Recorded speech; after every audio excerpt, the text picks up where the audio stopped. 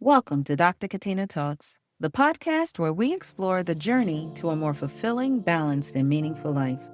I'm your host, Dr. Katina, and I'm here to share stories, insights, and strategies that invite you to live life more authentically. As I close out this season, I've been sitting with something, and it's not new. It's actually something that continues to show up again and again. What I've come to understand is that people can be thoughtful, intelligent, capable, and aware. Aware of the signs they saw. Aware of the moments they paused. Aware of the feelings that something was not quite right. And yet, they still chose. And now, they are living with the consequences of those choices. This is not about bad people making bad decisions. This is simply about patterns. Patterns that feel familiar, normal. Patterns that feel like us. We all have them. You see it in simple ways. If you're late to work every day, you're not just a person who is late. You have a pattern. You go to bed around the same time. You wake up around the same time. You might even hit the snooze button. You leave the house at the same time. And you arrive at the same late time. That's not random. It is a pattern. When I used to have a long commute, I would see the same cars every morning, the same trucks, the same drivers moving the same way every day. We are creatures of habit. And just like we have patterns in our routines, we have patterns in our relationships. You ever notice the person who remarries? Now, this does not happen all the time, okay? But I've seen it enough times to notice a pattern.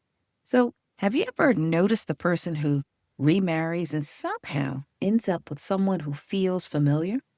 The same dynamic, same experience, just a different face. That's not coincidence. That is pattern. And here's the part we do not always say out loud. You can see your patterns and still choose them. You can recognize the signs and still move forward. You can know better and still do the same thing because awareness alone does not change behavior. Choices does. And what I've come to understand is that not everyone is ready. Not everyone is willing to examine their patterns. Not everyone is willing to consider change. And not everyone is willing to be teachable. And growth, it can't happen without willingness. You can't ask for clarity and resist change. You cannot say you want something different and continue choosing the same. At some point, the question shifts. It's no longer, why does this keep happening to me? It becomes, why do I keep choosing this? And that is not a question of blame.